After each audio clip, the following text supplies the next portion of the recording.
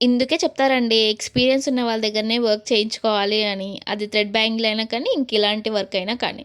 అయితే welcome back to my channel SN handmade jewellery designs. నేను already ఈ bangle set అనేది నా ఛానల్‌లో పోస్ట్ అనేది చేసుకున్నా అండి.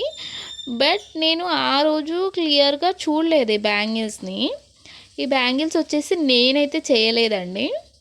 మా పక్కింటక్క చేసి నాకు ఇచ్చిందనమాట. 2 వీక్స్ ముందే ఇచ్చింది వీడియో పోస్ట్ చేయకముందే. అయితే తను రోజు అడుగుతుంది వీడియో పోస్ట్ చేశావా? పోస్ట్ చేశావా? అని. సో, నేను చేయలేదు. ఆ బ్యాంగిల్స్‌ని క్లియర్‌గా చూడలేదు కాబట్టే నేను ఎక్స్‌టెండ్ చేస్తూ వెళ్తున్నాను. చేస్తానక్క, ఈరోజు చేస్తాను, రేపు చేస్తాను అనుకుంటూనే ఎక్స్‌టెండ్ అయిపోతూ ఉండే అనమాట. అయితే సరేలే అని చెప్పేసి నేను వీడియో పోస్ట్ చేసుకున్నాను. దాని తర్వాత రోజు నేను ఆ బ్యాంగిల్స్ అనేటివి నాకు దగ్గరలో ఉండేటట్టు పెట్టాననమాట ఒక దగ్గర. సో, నేను మూవీ చూస్తూ ఆ బ్యాంగిల్స్‌ని క్లియర్‌గా దగ్గర నుంచి చూస్తే కానీ నాకు అర్థం అవ్వలేదది. పైన వర్క్ ఇవ్వడం వలన మనకి లోపడున్న థ్రెడ్ అనేది క్లియర్‌గా కనిపియలేదు.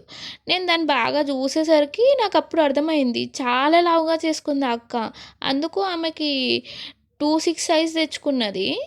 సో, ఇంగా లావుగా ఉండడం వల్ల ఆమెకు సరిపోయింది సైజు లూజ్ అవ్వకుండగా. సో, అందుకని నేను మళ్ళీ మొత్తం ఒకసారి చూద్దాం, ఒకసారి ట్రై చేద్దాం అని చెప్పేసి మొత్తం తీసేసా. 2 బ్యాంగిల్స్‌కి థ్రెడింగ్ తీసేసి నీట్‌గా థ్రెడింగ్ చేసేసా.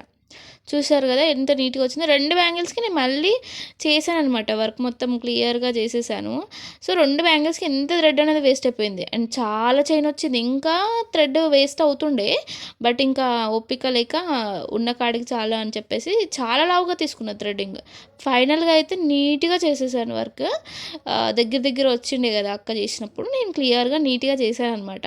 మరి ఏమంటదో తెలవదు. ఆమె అయితే వాళ్ళ ఊరికెళ్ళిపోయింది. సో, ఆమె వచ్చిన తర్వాత చూడాలి ఏమంటది అనేది. సో, ఇలాంటి వీడియోస్ కోసం please subscribe to my channel and like చేయండి, షేర్ చేయండి, సబ్స్క్రైబ్ చేసుకోండి.